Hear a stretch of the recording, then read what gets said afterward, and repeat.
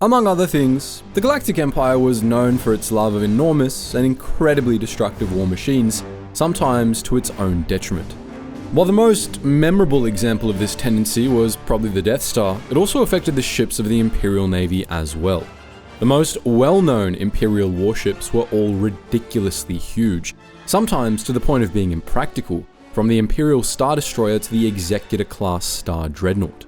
These enormous vessels were typically as powerful as they were huge, and for all the criticism that they were a waste of resources, they were undeniably effective at least one thing: striking terror into the hearts of the enemy.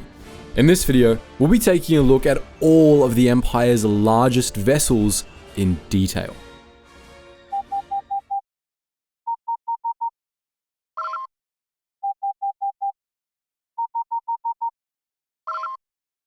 Attention, Sergeant on deck! As the Imperial Navy began to shift away from the Clone Wars era Republic Navy's battle doctrine, it began commissioning ever larger capital ships, shifting to a focus on heavily armed and armored warships designed for ship-to-ship combat. Star Destroyer classes remained the Navy's backbone, but the Republic's relatively modest-sized Star Destroyers were replaced with much larger models, with reduced starfighter capacities and far greater firepower. Imperial fleet groups were built around lines of these ships, which formed the core of smaller fleets and escorted even larger vessels in more massive fleets. The Imperial Navy's reliance on such massive ships stemmed from the Tarkin Doctrine, the Empire's new military philosophy, which called for the Imperial military to rule through fear of force rather than force itself. Under this doctrine, the Imperial Navy not only needed ships that were effective, but that were sufficiently terrifying that they wouldn't need to be used, and size was a key element of that. As Grand Moff Tarkin himself explained it, "I maintain that the effectiveness of the Star Destroyer stems from not only its massive firepower, but from its size. When citizens look at a Star Destroyer and then compare it to the craft which might be mustered to attack it, they have a tendency to dismiss such a notion as suicidal rather than approach the problem tactically. This natural state can be exploited to a far greater degree as the average citizen deals in symbols, not rational analysis." For years, this approach served the Empire well. The enormous vessels of the Imperial Navy were long able to quell any hint of dissent with their mere presence, and it was only with the emergence of the more organized Rebel Alliance that the cracks began to show in this strategy. As the Alliance began to find the weaknesses of these Leviathans, their smaller ships began to prevail in fleet engagements, and the effectiveness of the Empire's terror tactics and the Imperial Navy in general began to decline. The ships we'll be discussing today fell into the top 3 tiers of the Anaxis War College classification system: the Star Destroyers, the Battlecruisers, and the Dreadnaughts. Star Destroyers were capital ships between 1,000 and 2,000 kilometers in length, as well as a few slightly smaller and slightly larger vessels whose armament and mission profile were more suited to a Star Destroyer than a heavy cruiser or battlecruiser. Battlecruisers were between 2,000 and 5,000 meters in length, and any capital ship longer than 5,000 meters was considered a Dreadnought, the largest, rarest, and most feared capital ship class of all. We'll start with the Star Destroyers, beginning with the class the Empire inherited from the Republic Navy. The very first Star Destroyers were developed during the Clone Wars as part of the Victor Initiative project, which saw veteran Starship Wright Wallace Blissex and his daughter Lyra Blissex design the Victory-class Star Destroyer as the new flagship class of the Republic Navy. The development of the Victory was plagued by delays, however, and while it was still remembered as the first Star Destroyer class, a different class of Star Destroyer ended up being deployed first. This was the Venator-class Star Destroyer, designed solely by Lyra Blissex, which was produced and deployed in large numbers all throughout the Clone Wars. These 2 Star Destroyer models remained in service with the Imperial Navy after the end of the war, and between them, they set the standards all later Star Destroyers would be built to. Star Destroyers were meant to be mid-sized ships with the firepower to theoretically be able to control the average star system single-handedly. Most were carrier battleship hybrids, but with a few exceptions, they tended to emphasize firepower and heavy armor over fighter capacity. Star Destroyers were made to be faster than the Empire's larger command ships, allowing them to chase down and destroy smaller enemy craft, and they typically had dagger-shaped hulls, which allowed the bulk of their weapons to be brought to bear in frontal assaults. Star Destroyers were the Imperial Navy's backbone, used to destroy enemy capital ships, bombard planets from orbit, and serve as carriers for ground forces and fighter wings. They dwarfed all but the largest rebel capital ships, and they were powerful enough to operate on their own, as well as with larger fleets. During the early years of the Empire, the most common Imperial Star Destroyer class was the Venator-class Star Destroyer, the poster ship of the Republic Navy. Manufactured by Kuat Drive Yards, the Venator was primarily a starfighter carrier, though it was also effective as a command ship, a capital ship killer, and a planetary assault transport. With a length of 1,137 meters, a wingspan of 548 meters, and a height of 268 meters, the Venator was on the smaller side for an Imperial Star Destroyer, but its powerful reactor array allowed it to keep pace with its larger cousins. The Venator-class Star Destroyer was propelled by 10 powerful ion engines, which gave it a maximum acceleration of 3,000 Gs in open space and a top atmospheric speed of 975 kilometers per hour. And it had a Class 1 hyperdrive with a 60,000 light-year range. The ship was fast enough to chase down blockade runners, and it had surprising maneuverability for such a large vessel as well.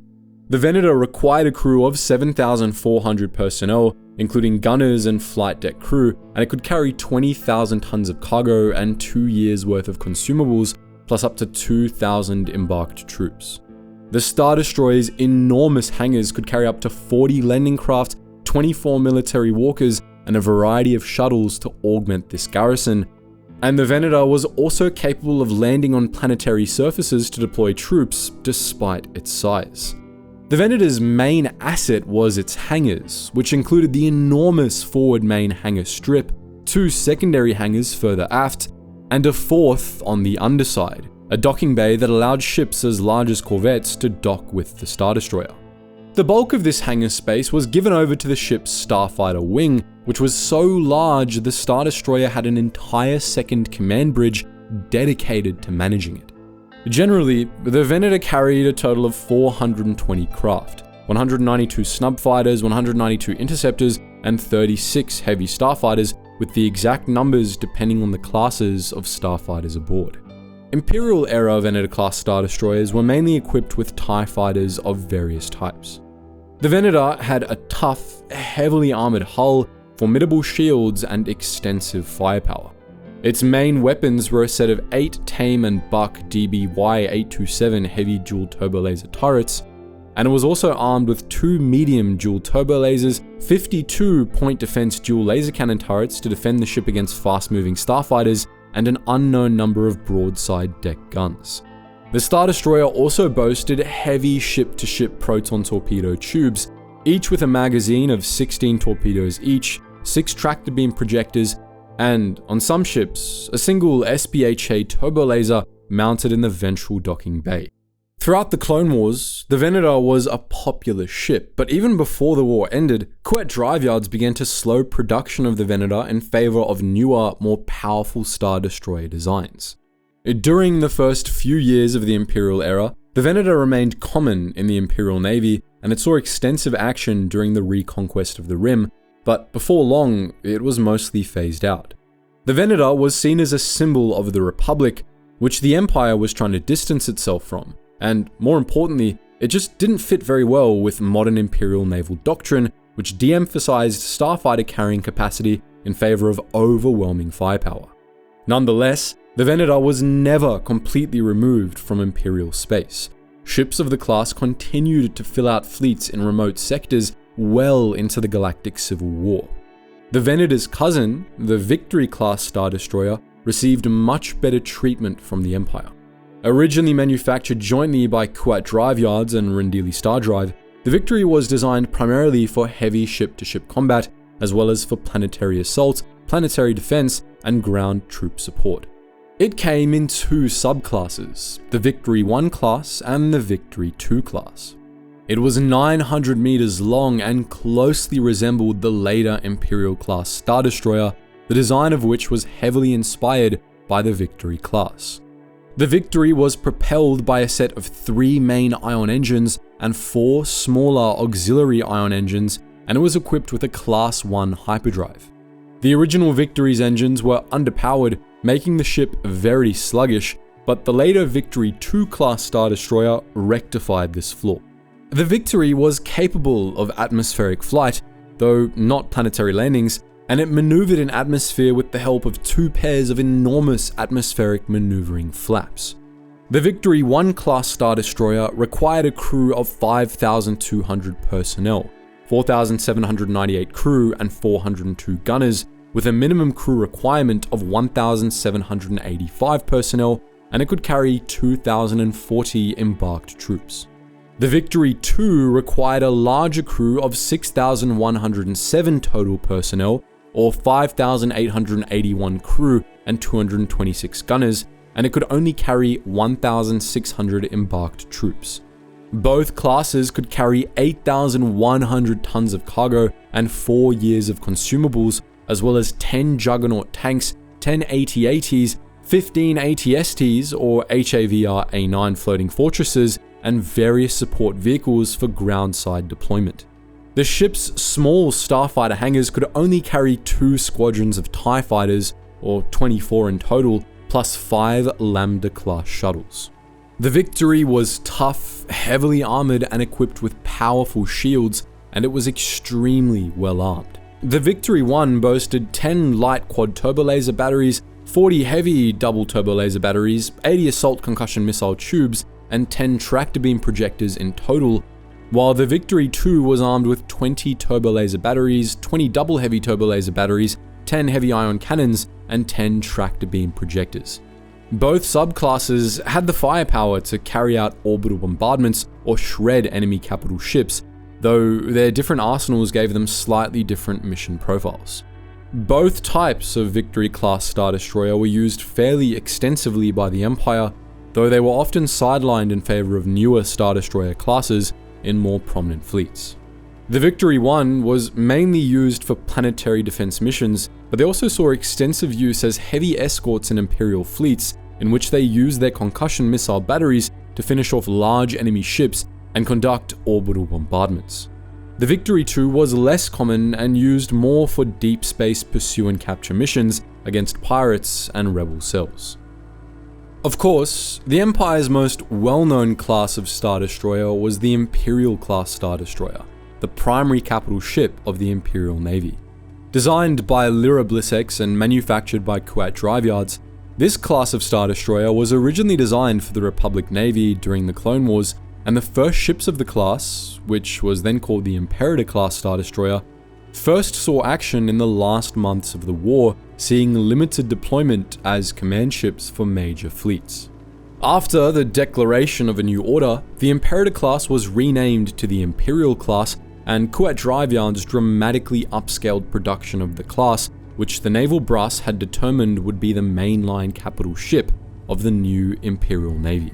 Within a few years of the rise of the Empire, the Imperial-class took over from the Venator-class as the Empire's main Star Destroyer model, and throughout the Imperial era, it served as the core of the Imperial Navy. Each sector fleet had at least 24 Imperial-class Star Destroyers at its disposal, and these typically served as flagships for smaller fleets, though other ISDs instead operated independently or in groups as part of larger fleets, which were typically built around cores of 6 Star Destroyers. Imperial-class Star Destroyers were versatile and extremely formidable, capable of laying waste to a planet single-handedly, chasing down blockade runners, and destroying enemy warships in ship-to-ship combat. The Imperial-class was the epitome of the Star Wars destroyer concept, combining intense firepower, formidable defenses, starfighter carrying capacity, and speed to make what some might consider to be the ultimate warship. At its height, the Imperial Navy had more than 25,000 Imperial-class Star Destroyers at its disposal, each of which cost the equivalent of multiple star systems' annual economic output. The Empire's insatiable demand for new Star Destroyers led KDY to subcontract the design out to other manufacturers, such as the Corellian Engineering Corporation, which led to the development of many variants of the class. During the early Galactic Civil War, Kuat Drive Yards began designing its own variant, the Imperial-2 class Star Destroyer, which had a number of key differences from the Imperial-1. We're going to be discussing the Imperial-1 class Star Destroyer first, then we'll discuss the changes the Imperial-2 made. The Imperial-class Star Destroyer was 1,600 meters long, and like the smaller Victory-class Star Destroyer before it, it had a dagger-like shape defined by sharp angles and strong lines. Most of the dorsal and ventral faces of the hull were covered in dense, largely smooth layers of armor plating, while the hull underneath was exposed at the aft end and along a narrow lateral trench. The ventral hull of the Star Destroyer featured two rectangular hangar pits near the fore and an armored dome-like reactor bulb near the aft end, while the dorsal hull was topped by a series of terraces at the aft, crowned with an imposing, hammer-headed command tower. The Imperial-1 class Star Destroyer was powered by an enormous CNR Fleet Systems IA-2B solar ionization reactor, which was located at the heart of the vessel's aft section. Described by some as a miniature star, this reactor had a peak output of 7.73 septillion watts, and it expended more power for one hyperspace jump than some planets did in their entire history. The primary reactor model was so large that it protruded through the Star Destroyer's ventral hull, where it was enclosed within a heavy armored reactor bulb. This bulb featured a ring of catastrophic release brakes, which could be used to eject the reactor in the event of a meltdown. On top of this main reactor, the Imperial-class Star Destroyer was powered by a pair of smaller subsidiary reactors located to either side, right below the broadside heavy turrets, each of which mainly powered one of the vessel's engines. Another pair of backup engine reactors were located further aft, between the main reactor and the subsidiaries. These 5 main reactors were all connected, and together they formed the primary power generator complex. Even more auxiliary reactors and power generators were located elsewhere across the ship, including one small reactor in the bow which powered the Star Destroyer's tractor beams, and 4 generators in the ship's command tower, which kept a variety of key systems running in the event of a reactor failure. The Star Destroyer's sprawling primary power generator complex took up the majority of the ship's ventral aft section, with much of the space between the different reactors filled with fuel silos, anti-resonance plates, and engineering access ways. The primary reactors fed directly into the ship's propulsion systems, which took up most of the remainder of the Star Destroyer's ventral aft end. Primary sublight propulsion was provided by a set of 3 massive and incredibly powerful Kuat Drive Yards Destroyer I ion engines, each of which was connected directly to the main reactors. The central ion engine drew directly from the main reactor, while the port and starboard engines drew from the outboard subsidiary reactors. These main thrusters were supported by a set of 4 smaller Cygnus Spaceworks Gemon 4 ion engines, which were grouped into 2 pairs, one to either side of the central main engine. Each pair of secondary thrusters was powered by one of the backup engine reactors. The 4 secondary engines were only activated in emergencies or when the Star Destroyer needed all available speed, and when all of the ship's engines were active, the Imperial-1 class Star Destroyer had a top acceleration of over 2,300 Gs in open space and a top atmospheric speed of 975 km per hour. This was very fast for a ship of this size, and it allowed a Star Destroyer to easily chase down your average blockade runner. However, this high speed wasn't matched by high maneuverability, and in ship-to-ship battles, ISDs often proved sluggish in comparison to smaller ships. The Imperial-1 class Star Destroyer was also equipped with a Class 2 hyperdrive, which was located close to the main reactor along the underside of the ship. The Imperial Star Destroyers had heavily armored dunium hulls and incredibly powerful deflector shields, allowing it to shrug off enormous amounts of enemy fire. Each required a crew of 37,085 personnel, consisting of 27,575 enlisted crew, 275 enlisted gunners, and 9,235 officers, though a Star Destroyer could operate on a skeleton crew of as low as 5,000 personnel. On top of this, an Imperial 1 could carry 9,700 embarked stormtroopers, 36,000 tons of cargo, and 2 to 6 years worth of consumables.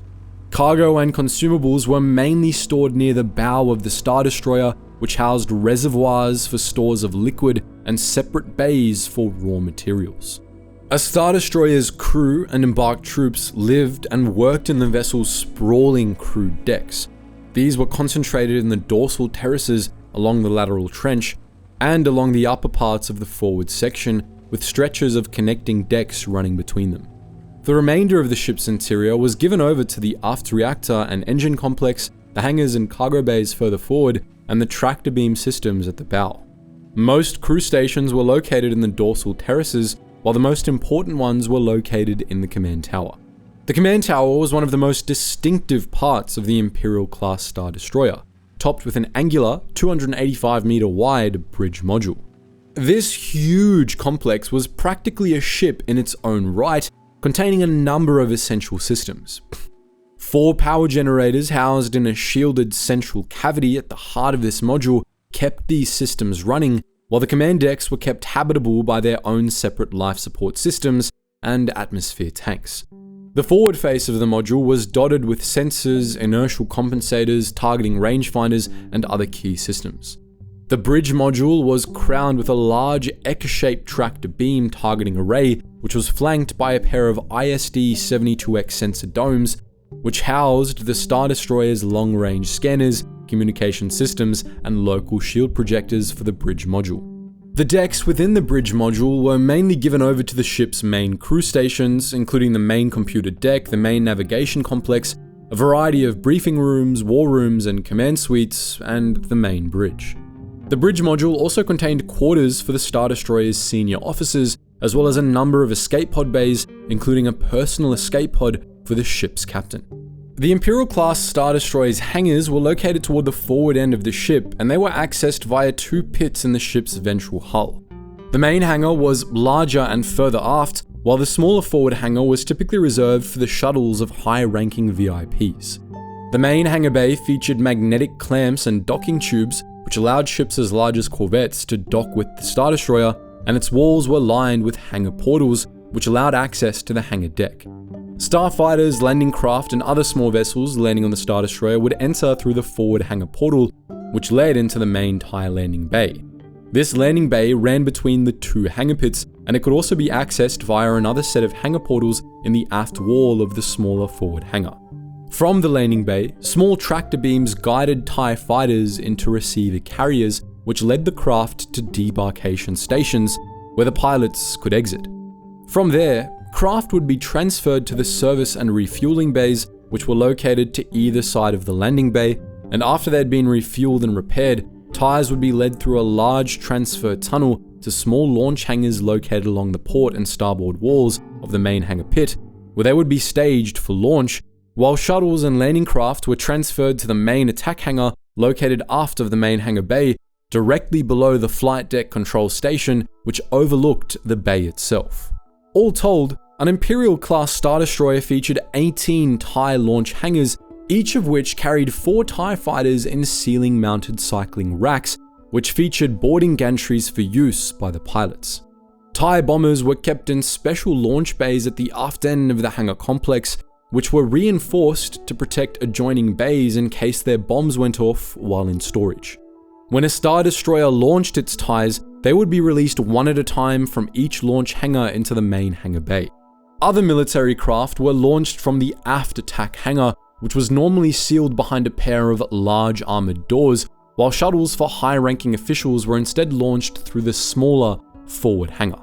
This forward hangar could also be used to launch and retrieve TIEs if necessary. Each Imperial 1 class Star Destroyer carried a full wing of 6 TIE squadrons, or 72 TIEs in total. Typically, this wing consisted of 48 standard TIE fighters, 12 TIE bombers, and 12 TIE boarding craft. After the introduction of the TIE Interceptor, some Star Destroyers had their boarding craft section and/or a standard fighter squadron replaced with interceptors. Either way, this attack wing was large enough to overwhelm the defenses of most capital ships and provide defensive screening for the Star Destroyer. Star Destroyers typically also carried 8 Lambda-class shuttles, 15 Delta-class stormtrooper transports, 12 Sentinel-class landing craft, 5 assault gunboats, and an unknown number of Theta-class AT-AT barges and other shuttlecraft, which it mainly used to deploy ground forces. To support these ground forces, the Star Destroyer could also carry 20 AT-ATs, 30 AT-STs, and a prefabricated garrison base in its attack hangar.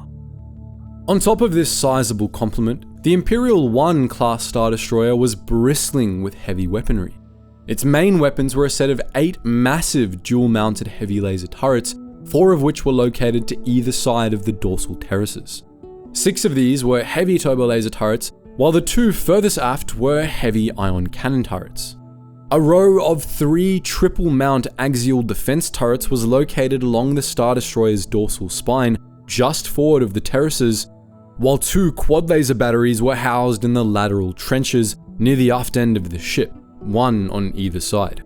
On top of these larger guns, the Imperial-1 boasted 60 smaller Tame and Buck XX-9 heavy turbo laser batteries, 60 Borstel NK-7 ion cannons, and 40 point defense laser cannons, which were scattered across the ship.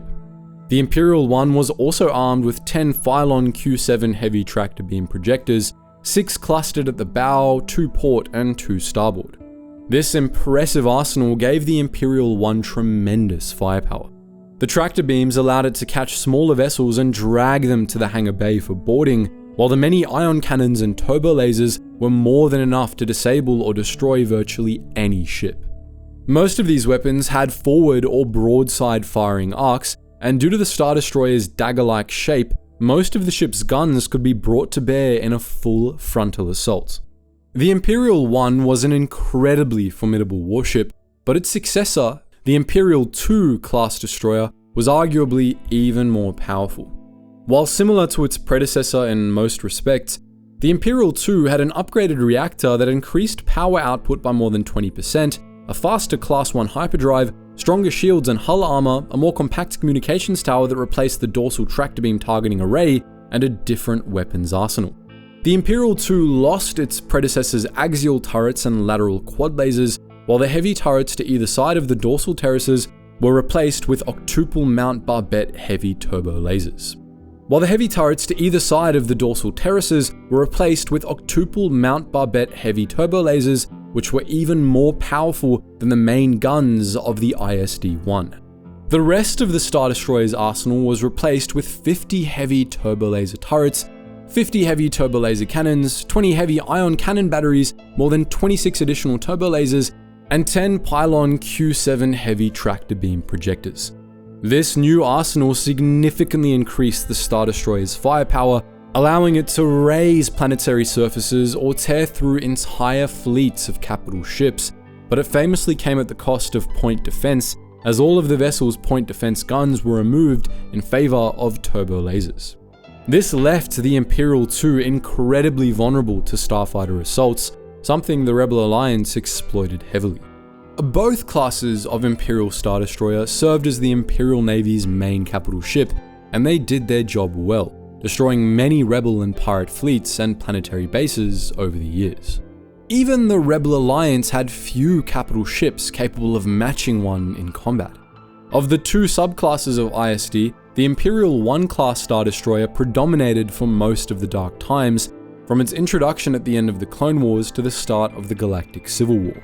The Imperial-2 was introduced about a year before the Battle of Yavin, early in the Galactic Civil War, but the Imperial-1 continued to predominate for the next few years, seeing action in the evacuation of Yavin and other early major battles. Nonetheless, by the time of the Battle of Hoth in 3 ABY, the Imperial-2 had taken over most frontline duties, partly to the Empire's detriment, as the new Star Destroyer's weaknesses were exploited heavily by the Rebel Alliance. Nonetheless, the Imperial-2 served well in the Battle of Hoth and the Battle of Endor, and it remained a staple of Imperial forces for decades to come. But while the Imperial-class was by far the most common Star Destroyer class in the Imperial Navy, it wasn't the only one. Another popular type of Imperial Star Destroyer was the Tector-class Star Destroyer, a variant of the Imperial-class that was developed alongside it during the Clone Wars. For the most part, the Tector was identical to the Imperial, but with one key design change. Its hangars were completely removed in favor of much stronger ventral armor plating. This made the Tector tougher and better suited to ship-to-ship combat, but it also meant that the Tector was incapable of carrying starfighters or ground vehicles, forcing it to rely on other carriers for fighter support. Nonetheless, the Tector-class Star Destroyer was a staple of Imperial fleet groups, and it saw regular use from the Clone Wars to the Battle of Endor. During the Clone Wars, it was actually more common than its more well-known sister ship, but this changed quickly during the reign of the Empire. By the time of the Galactic Civil War, Tector-class Star Destroyers were mostly relegated to larger fleets, which often included at least a few alongside larger numbers of Imperial-class Star Destroyers. 3 Tector-class Star Destroyers, for example, participated in the Battle of Endor alongside 33 of their Imperial-class cousins. Another, more radical Imperial-class variant was the Interdictor-class Star Destroyer, which was essentially an Imperial-class Star Destroyer upgraded with Immobilizer cruiser-style gravity well projectors.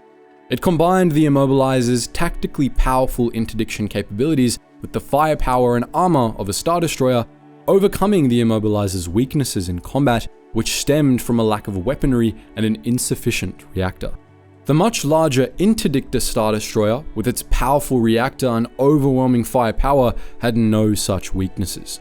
Like the Tector, this ship was identical to the Imperial class in several respects, but obviously there were also key differences. The Interdictor could carry fewer troops and starfighters, with a complement of 5,000 embarked troops and just 16 TIE fighters, and it could only carry a year's worth of consumables. Its weapons arsenal was also reduced, leaving the Interdictor class with 30 heavy turbo laser batteries, 30 ion cannon batteries, 2 tractor beam projectors, and 4 gravity well projectors. The Interdictor class Star Destroyer was arguably the Imperial Navy's most dangerous capital ship class, able to rip ships or even entire convoys out of hyperspace and then destroy them all on its own. These ships often operated alone, dispatched against pirate and rebel bases to ensure that no survivors were able to escape.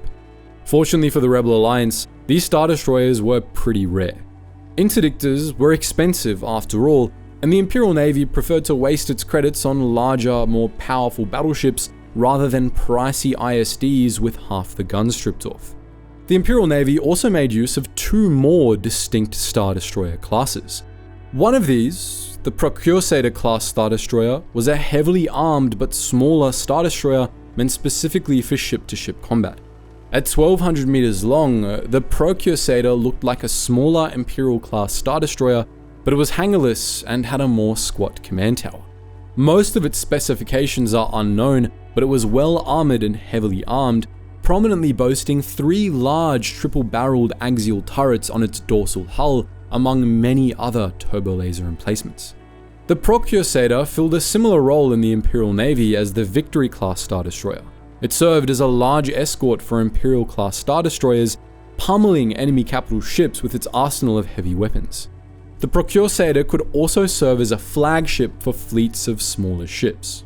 Lastly, we have the Executor-class Star Destroyer, also known as the Executor-class Battle Carrier.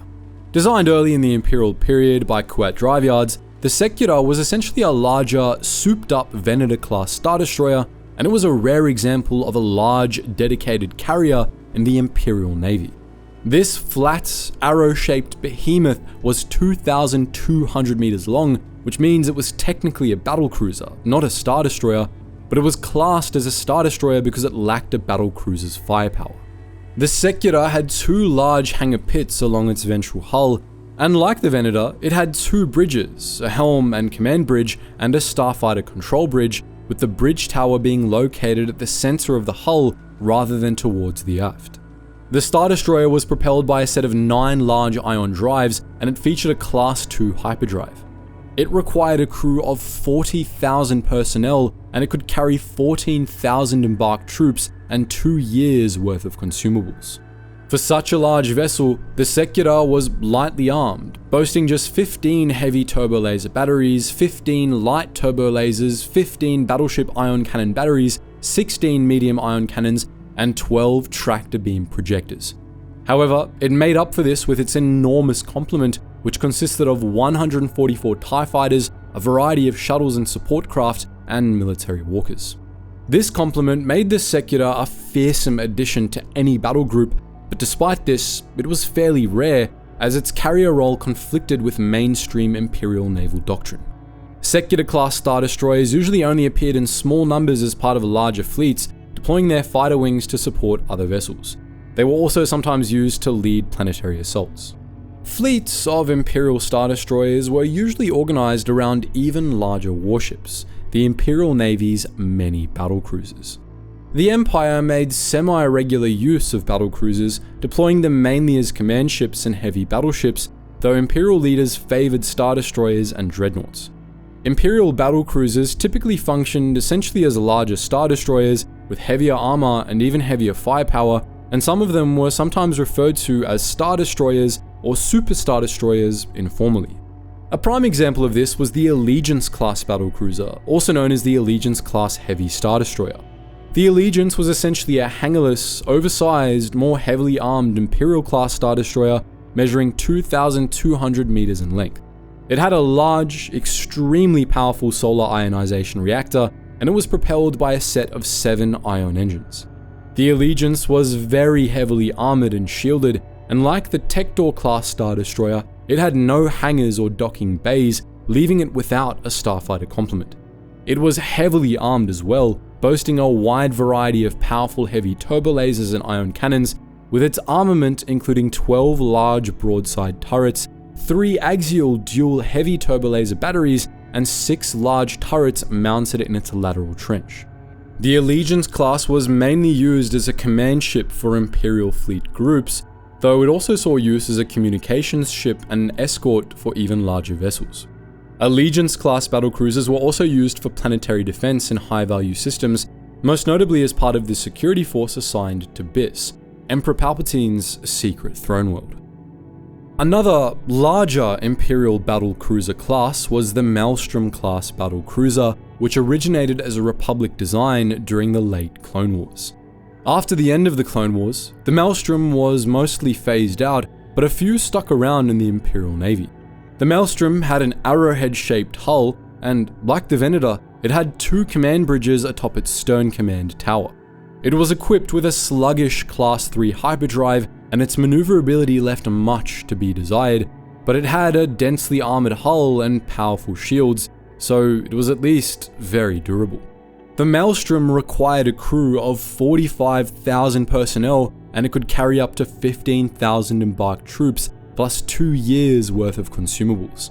The Maelstrom could carry a wing of 96 TIE fighters, plus an arsenal of shuttles, landing craft, gunboats, and assault craft. It was armed with 20 heavy turbo laser batteries, 10 battleship ion cannon batteries, 20 medium ion cannons, 30 proton torpedo tubes, 10 quad assault concussion missile batteries, 10 heavy tractor beam emitters, and 20 medium tractor beam emitters, an impressive arsenal that allowed it to make short work of most capital ships.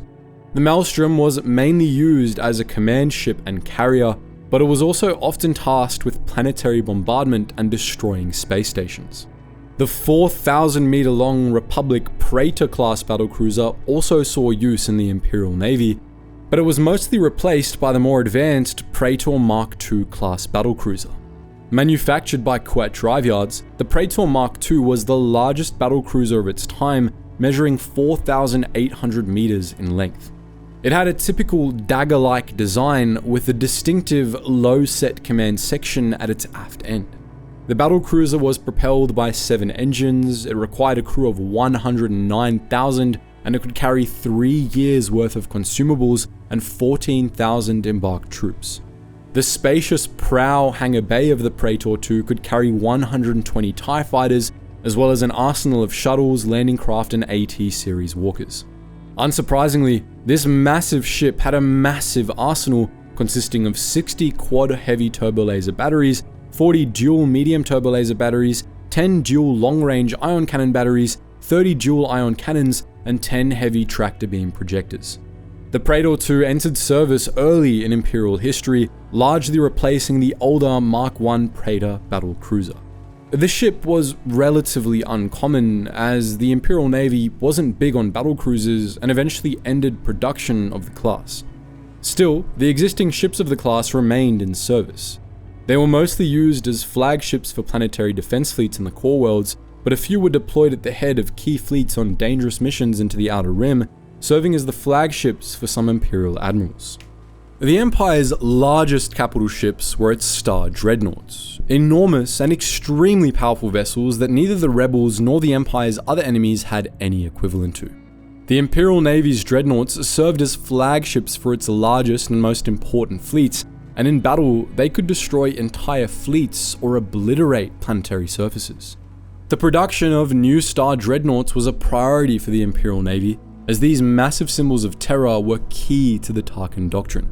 The Republic Navy had made limited use of its own Star Dreadnaught model, the Venator II, and during the time of the Empire, this massive ship was replaced with an even larger one, the Venator III class Dreadnought. At 12,000 meters long, this ship was even larger than its predecessor, a humpbacked vessel with extremely powerful shields and incredible firepower.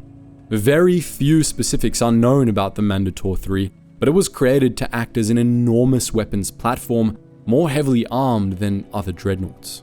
Another Imperial Star Dreadnought class, the Kuat Drive Yard's Bellator-class Dreadnought, was based on the Venator line, but took the concept in a different direction. This 7,200 meter long warship looked like a cross between the Imperial-class Star Destroyer and the Executor-class Star Dreadnought, with an Executor-like humpbacked command tower and engine block and Imperial-like dorsal terraces and reactor bulbs. The Bellator had 2 reactors and 14 large engines, which made the Dreadnought rather fast for a ship of its size. It was heavily armed, though not to the extent of the Venator III, and it also featured 2 massive ventral hangars. The Bellator was meant to be speedier and more streamlined than the Venator III, making it more efficient and more flexible. Other Imperial Star Dreadnoughts were even larger, among them the Executor-class Star Dreadnought, one of the largest and most heavily armed starship classes in the Imperial Navy. This 15-kilometer long monster had a shape similar to the larger Executor, but it was more heavily armored and it had a more prominent dorsal ridge. The Executor was powered by an enormous solar ionization reactor and propelled by a set of 28 ion engines, and it had a Class II hyperdrive. It was known for its advanced sensor and communication systems, which enhanced its capabilities as a command ship. The Executor required a crew of 125,000 personnel, and it could carry 20,000 embarked troops and 3 years worth of consumables. The Dreadnought's ventral hangars could carry 120 TIE fighters, plus a wide variety of ground vehicles, AT-series walkers, gunboats, shuttles, landing craft, and other support vehicles.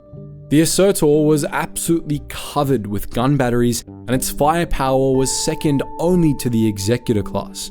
The Dreadnought boasted 40 quad-heavy turbo-laser batteries, 30 quad battleship ion cannon batteries, 20 dual battleship ion cannons, 10 dual-heavy turbo-lasers, 30 quad-light turbo-lasers, 20 medium ion cannons, 60 quad-laser turrets, 90 concussion missile launchers, and 20 heavy tractor beam emitters. The Executor was designed to serve as a heavily armed command ship, meant to command entire sector forces, and it was essentially a scaled-down, more cost-effective version of the Executor-class Star Dreadnought. These Dreadnoughts were usually accompanied by large fleets, and they provided command, control, and coordination for large portions of the Imperial Navy.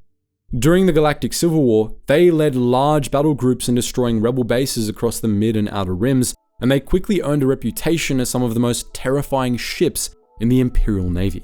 One of the more obscure Star Dreadnought classes was the Vengeance-class Star Dreadnought, a close relative of the Executor-class. At 19 kilometers in length, the Vengeance was similar in size to the Executor, but it had a much narrower, more stripped-down frame, which only flared out at the aft end, giving it a sword-like appearance. Little is known about the Vengeance class. It was propelled by a bank of 11 engines, 3 main, 2 secondary, and 6 tertiary, and boasted a Class II hyperdrive. It was well armed and equipped with a large complement of TIE fighters and assault shuttles. The Vengeance was introduced to the Imperial Navy not long after the Executor-class and was likely intended as a more cost-effective take on the Executor-class concept. Like most other Dreadnought classes, the Vengeance class was mainly used as a command ship. All of these different Dreadnought classes, as well as the more well-known Executor-class, which we'll discuss in a minute, were intended to pave the way for even larger and more powerful Dreadnaughts, which the Emperor envisioned as the ultimate Imperial warships. The Emperor wanted to eventually supply every sector fleet in the Empire with a Dreadnought to serve as its flagship, and he commissioned 2 additional Dreadnought classes to lead the most important fleets. The first of these, the 15-kilometer-long Sovereign-class Super Star Destroyer, would have required a crew of more than 600,000 personnel and would have brought dozens of TIE squadrons, gravity well projectors, more than 500 turbo lasers, and an axial super laser to bear against its targets. But the greatest of the Emperor's Dreadnought projects was the Eclipse-class Star Dreadnought, a 17.5-kilometer-long behemoth, the most massive capital ship class ever deployed by the Empire. With a huge keel-shaped bow, a black, densely armored hull, and a crew of nearly 800,000, the Eclipse was a terrifying sight, and was even more fearsome than the Sovereign, bearing more than 600 TIE interceptors, 10 gravity well projectors, over 1,000 gun batteries of various types, and a super laser capable of piercing planetary shields and pulverizing entire continents. Fortunately for the Rebel Alliance, both the Sovereign class and the Eclipse class were still in development at the time of the Battle of Endor. The Sovereign class never saw the light of day, while only 2 Eclipse class dreadnoughts were ever built, the Eclipse and the Eclipse II. These 2 ships were finally completed sometime after Endor, and they served as the flagships of the reborn Emperor during Operation Shadowhand, his campaign to retake control of the galaxy. But before its fragmentation after the Battle of Endor, the Empire did have one truly enormous dreadnought class, the Executor-class Star Destroyer, the largest ever Imperial capital ship by length. Designed by Lyra Blissex and manufactured by Kuat Drive Yards and Fondor Shipyards, the Executor-class was enormous, extremely expensive, and extraordinarily powerful. At 19 kilometers in length, it dwarfed all other Imperial vessels, though its thin, dagger-like hull was less massive than that of the Eclipse. The Executor was powered by an enormous internal reactor, which generated 100 times more energy than an Imperial-class Star Destroyer's reactor. This complex powered the Star Dreadnought's 13 massive Executor 50X engines, which gave it a maximum acceleration of 1,230 Gs in open space, as well as its Class II hyperdrive and its highly resilient shields. The Executor was plated in dense layers of titanium-reinforced alu-steel armor and was crowded with numerous secondary reactors, which kept life support and other auxiliary systems running in the event of a main reactor failure. This titanic vessel required a crew of 280,734 personnel, including 1,590 gunners, though an Executor could run on a minimum crew of 50,000. On top of this, the Star Dreadnought had space for 38,000 embarked troops, and 3 large, high-security cargo bays could be configured to transport up to 1,000 slaves or prisoners of war. The ship could carry 250,000 tons of cargo and 6 years' worth of consumables, and it had an internal beltway system to distribute these supplies across the ship. The ship's crew decks and living quarters, which were mostly concentrated in the ship's dorsal cityscape, were virtually a city in their own right, with sprawling crew support facilities and 6 brigs for crew discipline alone, along with 10 additional brigs for enemy prisoners. The Executor class featured numerous hangar bays, which together carried thousands of TIE fighters of various classes, hundreds of shuttles and assault craft, and 3 prefabricated garrison bases. On top of this vast complement, the Executor was one of the most heavily armed ships ever built. It boasted 2,000 heavy turbo laser batteries and 2,000 standard turbo laser batteries, both clustered in fire-linked groups of 8, along with 250 heavy ion cannons, 500 point defense laser cannons, 250 assault concussion missile tubes, and 40 heavy tractor beam projectors. Most of these weapons had forward or broadside firing arcs, however, which left the Star Dreadnaughts aft and underside more vulnerable. Additionally, small starfighters could perform trench run assaults on an Executor-class's bridge using the dorsal cityscape for cover. Despite these weaknesses, Executor-class Star Dreadnaughts were ridiculously powerful, able to destroy entire fleets with impunity. The Executor-class Star Dreadnaught primarily served two purposes. It served as a command and control ship for large, theater-level fleets, and it also served as a symbol of Imperial might, terrorizing any who might oppose the Empire into submission. In battle, it was practically a fleet in its own right, with an immense starfighter wing and incredible firepower, and it was by far the most formidable Imperial warship of the early Galactic Civil War. These ships took years and enormous amounts of resources to build. The first ship of the class, the Executor, began construction several years before the start of the Galactic Civil War, and it was only completed 6 months after the Battle of Yavin, just in time to lead the final assault on the rebel base on Yavin's fourth moon.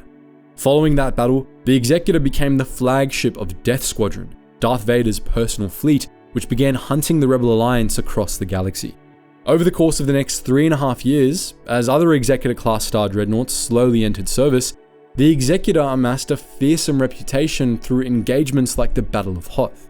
However, the Executor, along with much of Death Squadron, was destroyed in the Battle of Endor in 4 ABY, following which the Empire entered a steady period of decline. Ultimately, only a few Executor-class Star Dreadnaughts were ever completed, and they were prized by those few Imperial warlords who got their hands on them.